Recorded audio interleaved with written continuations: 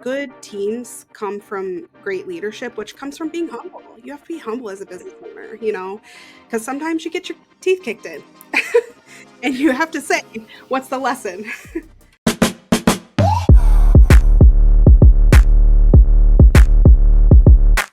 Hey everybody, I'm Jen. I'm here with the Feral Business Owner Podcast, and I've got Lacie here with me this morning. How are you? I'm well. I'm well. Thank you for having me. Of course, of course. So we're going to jump in with like a very radical question right off the bat.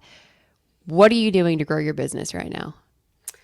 Oh my gosh. So if you are not systemized, you are the business, right? So we are actually focusing a lot of our efforts right now on systemizing everything, down to how do you answer the phone, to how do you do payroll. Um, as you grow your business, it's kind of like, let's just get out there and get things done. And so now we're kind of taking some steps back to say, okay, let's systemize this so that we are ready and set to grow, grow, grow. Yeah. And I think a lot of business owners run into this. Like in the beginning, it's I got to make money, make money, make money, make money. And then it's like, Exactly. wait a minute. If I want to grow this, do I have the right processes in place to do that? Are you linking up with Absolutely. a coach right now to do that? Or are you making them on your own? Like, how are you coming up with these processes? Yeah, so we do have a coach, but we are essentially just documenting how we're currently running the business. Yeah. The easiest way that we found is to literally just the person who is responsible for it. They're the ones that are either making a video or putting a process map together, because there's no way around it. It has to be done, and there's no sense in making it confusing or muddying the waters any. So we're just being very clear about whoever's doing it. That's who's going to take care of it. And so, because exit strategy is huge. We don't, Hmm. want to run the business forever. So that's No. definitely, on our agenda for this year. Yeah. So tell us how you got here. Oh man. So my business partner and I started Clean Squad in 2016. We both kind of needed an income. And so we just, she learned how to clean from someone else, and I knew the business end of things. And so she taught me and I taught her. We're best friends. I wouldn't say run a business with your best friend for everybody, but it works for us. Right? Yeah. We're very That's like a much lot of people so. say don't work with your spouse. So I get it. Exactly. Yeah, it doesn't work for everybody. So we are very much so peanut butter and jelly, though, where she's strong, I'm weak, and where I'm strong, she's weak. And so it works for us. But 2020 really took us for a hit when COVID hit. Yeah. We lost our whole team. So it was like a reset. We had 150 clients to service, and it was her, I, and some family. And we were like, okay, we're going to get scrappy with it. Um, but the good thing about that is that I don't know if you listen to Simon Sinek at all, but he said, COVID and the great resignation is basically an indictment on corporate culture and poor leadership. Yep. So we really kind of looked at that and said, okay, if we're going to grow this business, we have to be great leaders. Mm-hmm. And so what does that look like? And we just got to work. Today, we have 16 team members.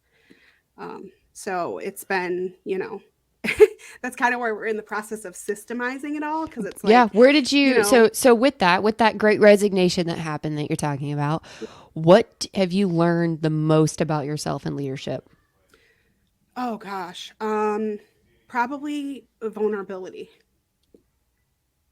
It's like, one of the things I talk about a lot is, being candid.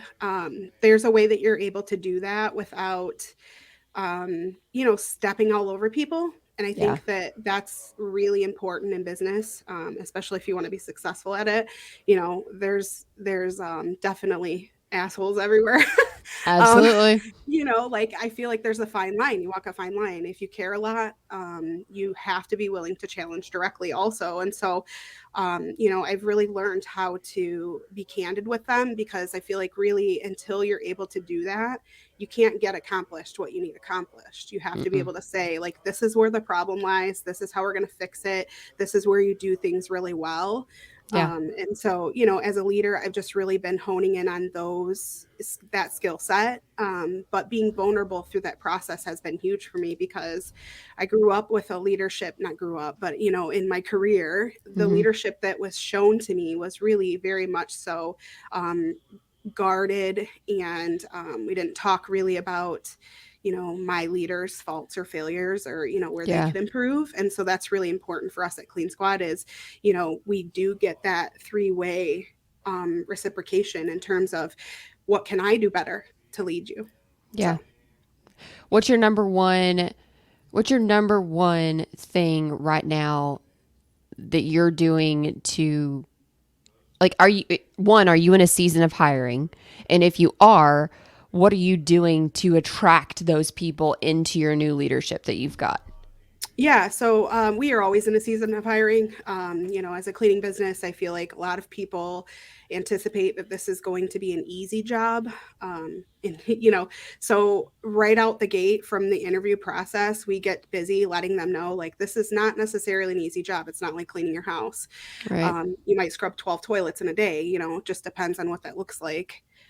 So through our hiring process, we cast really wide nets, and then we just make sure that we have really outlined and detailed exactly what kind of candidate we're looking for. We're kind of right out the gate with that. We do, a pre-screen, but then once they get in front of us, it's, we're very open about having soft skills and hiring for, you know, team members that want to be a part of a team instead of just collect a paycheck. And so we've just been kind of, it's really like a sales process, Yeah. like, what exactly are we doing at Clean Squad that makes employees or team members want to be here? Right. And so we've really focused on, through the hiring process, making sure that we're relaying that to them, because that is Mm-hmm. going to attract a really quality candidate. Right. For us, we always try to hire attitude, not aptitude. Like, Absolutely. we're not, we can, so long as you've got the right attitude and the right mindset, we can train you to do anything you want, and, Absolutely. so we were hiring for us personally, we were hiring like, oh, okay, well, they've been doing this job for 8 years, or they've been doing this job for 30 years. I mean, we've hired everyone from just graduated high school to going into retirement years. Like, we've hired everyone. And I can tell you, it's not an age, it's not an experience, how much No. experience you have. It's not any of that. I'm positive, I'm here, I'm ready to learn, and I want to learn something new. Like, and that for me and my leadership took me a long time to learn and accept that it's like, forget the degrees, forget like the skills, forget how long they've been. Tell me what your attitude is. Right. How willing are you to learn something new, and how willing are you to put up with bad days? Because bad days Absolutely. are going to happen, and how you can come back from a bad day matters. Yeah. And if you can go into the next day without carrying that bad day with you, that's what I'm looking for. Absolutely. Yeah, we've really started focusing this year on, I know I mentioned Radical Candor. That book is amazing for anybody who hasn't read it, by Kim Scott. One of the things that she talks about is when you're giving guidance, it has to include praise, criticism, and encouragement. Hmm. Because, ultimately, Does it talk about the sandwich? Like um, how you're supposed to not deliver it? partic not she I can't remember if she talks about that. I've, in management, you hear it all the time. Yeah. But one of the things, if you don't have all three of them, because ultimately, like, if we're having a conversation, or you're being coached, there's obviously going to be criticism involved in that. Praise is important because you need to know where you're doing well, Hmm. but then encouragement, because if I'm going to beat you down, it's not because I don't believe that you can do it. You absolutely Yeah. can do it. And so Right. how do we go from here? And so a lot of our hiring process involves, like, coachability. Right. Are you coachable? Right. And I believe in that, and I'm a very big, firm believer in the reason why women succeed so well in management is because we are mothers. And so not only are we mothers at home, but we're also mothers in the workplace because we are doing the same Absolutely. thing with our children as we do with our employees is Yeah, we're criticizing, critiquing, we're also encouraging, we're also their cheerleader, we're also in a supportive role. It's just we're not making them dinner. Like, absolutely. you are a mother to your employees if you kind of look at it in the right way. Yeah, Um, for sure. and so I think that me personally, I believe that's why women are so freaking successful in management roles because if they are a mother at home, they know how to also pour that into their employees to get what it is they're looking for. Because ultimately, that's what Absolutely. you're doing is like, how do I what do I need to do to get what I need out of you? Yeah. And if I'm not getting what I need out of you, what am I doing wrong and how do I fix me so that you do what you need to do? Yeah, and I I feel like that's a huge component of it is like that reciprocal feedback, like you have to mhm, be willing to receive that as a leader because ultimately you're just, you know, then it becomes you're either an asshole or it's manipulative insecurity, like you right, have to be willing to confront it, but then you also have to be willing to receive it back. Your team is not going to receive that feedback from you if you're not right, willing to receive it from them. right. And So, another thing is too that I learned about is not every single person's motivators are the same. oh, absolutely. And I never really truly thought about it until I went and talked to my mentor, and he was like, "Not everybody's money motivated, Jen. Right. Not everybody wants that big paycheck. Some people Exactly. want better work life balance. Some people want Yeah. to be praised. Some people want to just drive a company car. Like everybody's Yeah. drive is different. And I was just trying to throw money at everyone, like, oh, I can bonus you more if you do this, and it's like it didn't work. Yeah. Yeah, one of the things that we do is we fill out. It's called a favorite things list, Oh, that's and we awesome. do we do have in our hiring and interview process. What motivates you? Hmm. If I can reward you, recognize you, or acknowledge you, which one is it that you prefer most? But the favorite things list I love because if gifts are your thing or if money is your thing, like it's going to Hmm. be indicative on there. They Right. tell you how Right. how do you appreciate being gifted. Yeah, yeah. It's almost like what's your work love language? Like, have you read the Five Love Languages book? Oh, yeah, It's yeah, almost like tell me what your love language of business is, exactly. please. Right. Exactly, exactly. That's Yeah, awesome. So yeah. tell me right now, marketing wise, what's working for you for marketing? Oh gosh, I'm really lucky because our market, I'm from Southeast Michigan. Hmm. We have like it's called Downriver, and it's a community of 8 different cities, and we really just take care of each other, like we just do. But Facebook is a huge factor for us. Showing those before and after photos. I don't spend a lot of money on Google. The other one is word of mouth. We do a lot that way. Yeah. Just reviewing our service and letting other people know that we're doing something good out here is Right. usually a huge factor for us, because there's a lot in my space. There are a lot of solo cleaners, people who are not really in business necessarily. They just Hmm. kind of run a business for themselves, Right. and so that's huge. Is like there's different clients for every company, and Right. so letting clients know that they're attracting the company that they prefer, then that's usually the biggest way that we're able to gain market share. So Yeah. Yeah, that's absolutely true. yeah. One of the big market things for us that works for us, since we're going into homes and stuff, is like taking advantage of the market while we're there. And we call it 223. And so we've got these large post-it notes that basically just says, hey, we serviced your neighbor. We were in the area. If you'd be interested in an appointment, here's the QR code. They can Yeah. scan it. And they're huge, large post-it, like sticky post-it notes. Yeah. And so we do two to the left, two to the right, and the three in the front of a neighborhood. And they work. Yeah. And Yeah. they really really do work, and people are like, oh, because you think about it, like when you go into a home, especially a housekeeper, like I don't want to be home when my housekeeper is there.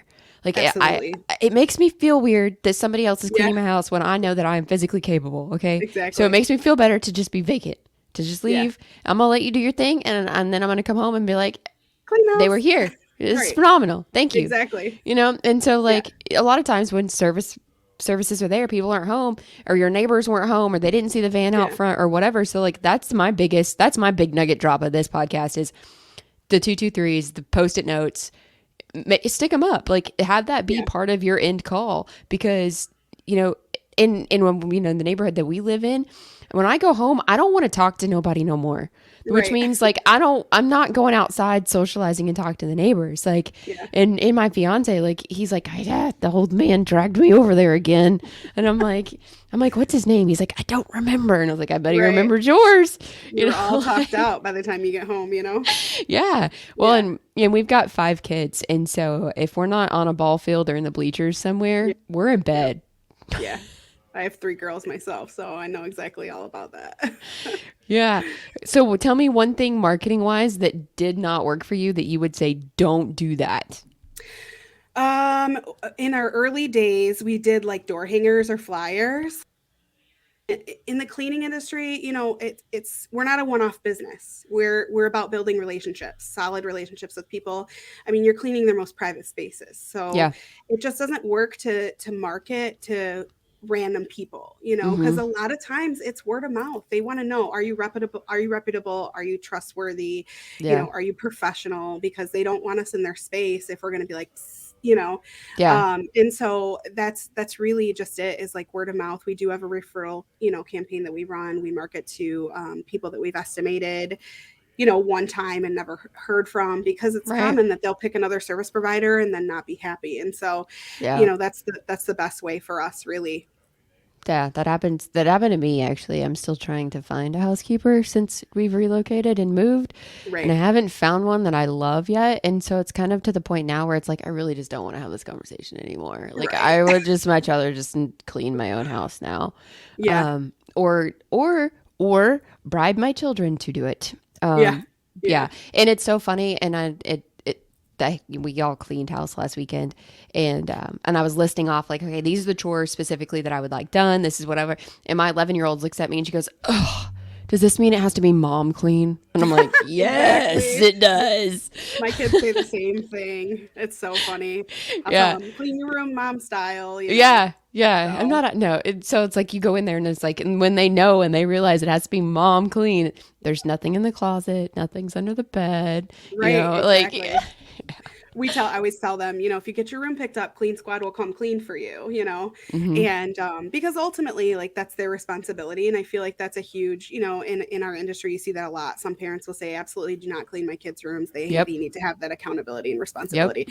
So every once in a while, when the service comes through our house, I will tell them, you know, if you pick up your room, clean squad will clean it. And so it's Yes. kind of a good motivator. It's a nice reset for It them. is. So It is. yeah. And that's actually a really good thing that you touched on is that, you know, the balance of having the, and I'm looking for words, the You're fine. balance of having like this,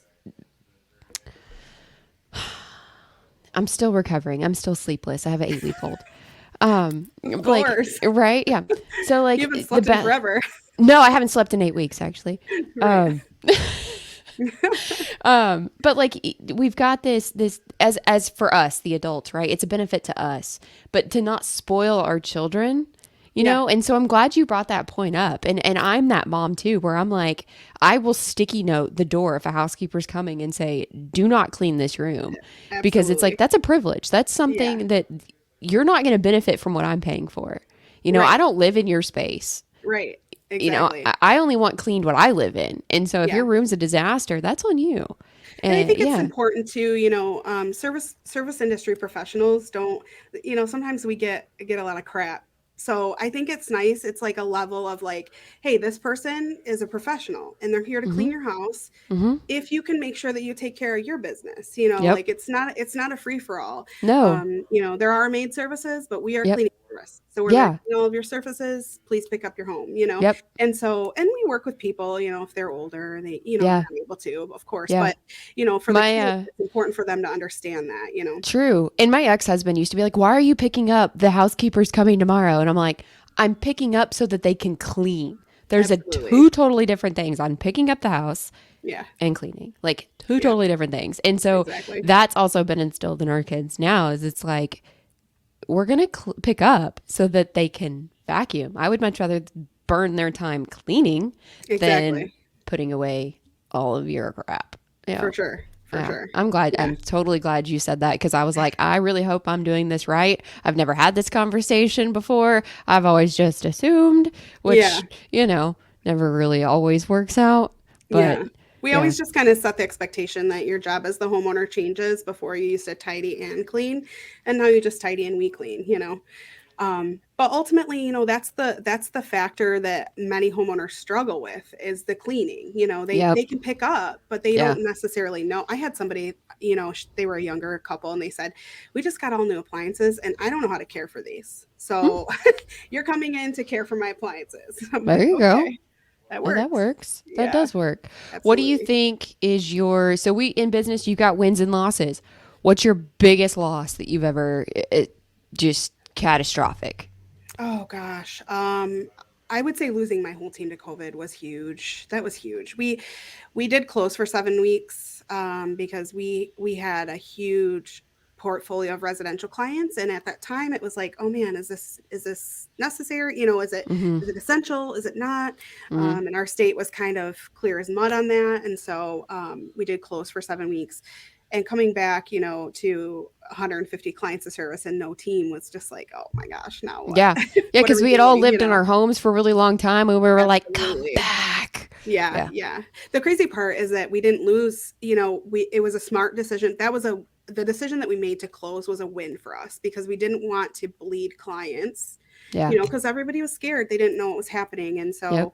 so closing was good. We were able to hold on to the client base that we had. We did lose a couple 90-year-old clients that were like, absolutely not. I cannot have this in my home, which I understand. Right. But then, it posed another issue was when we opened back up. Now, what are we going to do? Right. So that was a huge, huge hit to us. But like I said, it really did force us to pour back into what kind of leaders we were. And not to Yep. say that being a strong leader really would have changed a lot of that situation. I mean, at the time, there was a lot of uncertainty. And so, Yeah. I can't blame anybody for making the decision they made not to come back to work. But at the same time, we did look at like, what is the culture here? How do we Mm-hmm. influence and impact people in a way that Mm-hmm. makes them want to come for more than just a paycheck? Yeah. Because this is cleaning and a lot of people do it at home, but what keeps them engaged here at Clean Squad versus somewhere else? And Right. I tell my team all the time, you have a choice on where you can earn a paycheck, and if you choose here, we want to make it worth your while. We Right. want to treat you with respect and hold space for learning and Yeah. all of that stuff. So That's phenomenal. Well, it sounds like your biggest loss was also your biggest win. oh, Because you, absolutely. you came back, you were able to figure out how to come back from it. And I think that that's what makes some of the best business owners is they're able to come back from their biggest failure and go, I learned this. Yeah, And I think that that's phenomenal. yeah, I applaud you for that because there are a lot of businesses that couldn't come back from COVID, and when they did come back from COVID, they were the same as they were when they didn't learn anything in the process of it all. absolutely. So I commend you for that. That's awesome. Yeah, 2021 was one of the best years we've had in business, and it just Dude, that's continued awesome. through 2022. So, it is something to be said. I'm really proud of our team, but I think good teams come from great leadership, which comes Hmm. from being humble. You have to be humble Yeah. as a business owner, because sometimes you get your teeth kicked in, Yep. and you have to What's say, "What's the lesson?" right? What's one thing in business that you 100% have got figured out that you drop us with like you're like this? Oh gosh. I feel like that's probably it is being humble, because not every day is great. Nope. And I think it's important that your team sees that. Hmm. It's important that your team sees like not every day is great. Some days you do get your teeth kicked in, and tomorrow's a new day. Hmm. Because when you start to kind of get that when that ego gets bigger than you are, it usually self corrects. Hmm. um, and you can either pick up the pieces and learn from it, Yeah. or you can pack up shop and call it a day. And so I think that's one of the biggest things that I've learned since we've been opened is like, not everything's going to be great, and sometimes you think you're acing it and you're just not, and so being Right. humble about that is important. That's awesome. Lacey, I've had such an awesome time talking to you today. I think we followed each other in this amazing group. So we're in a group together for women in the trades. It's called Lady Yeah. Pros. Absolutely. It's a phenomenal group. It's on Facebook. You can search it up. If you are in the trades and you're looking for a place to belong, that is it.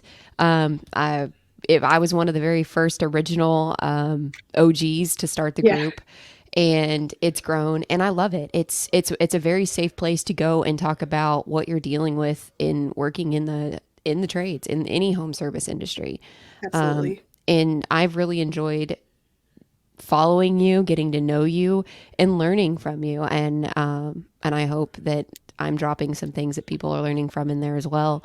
But Lacie, tell us if we want to learn more about your business, what you're marketing, how you're doing it, where do we find you? Clean-squad.com on the internet, of course. Facebook, you can always find us on Facebook, Clean Squad. Um, Book us online if you're local and you're looking for a cleaning service for sure. Where is local? Where are you? I'm in Metro Detroit, Southeast Michigan. All right. All right. Is Yeah. it warming there yet? Oh gosh, no, it's snowing and cold and icy.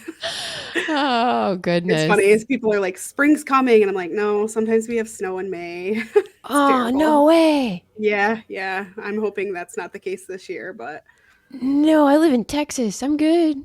yeah, I don't yeah, like no, snow. Like, I want to snow go in May. visit snow, but I don't want to live in snow. Exactly. Have you When seen Tahoe? snowpocalypse, Oh my gosh, Tahoe is getting so much. no. And in poor California right now, I'm Yeah, like, we left there in 93. It's been 30 years since we left. And I'm like, still happy that we're not there. right. Exactly. Right? Yeah. Yeah, All right. Well, Lacie, thank you so much for coming on the Feral Business Owner podcast where we're all here just trying to figure our shit out. So that's thank you right. so much for coming on and hope to see you soon. Thank you for having me. Absolutely.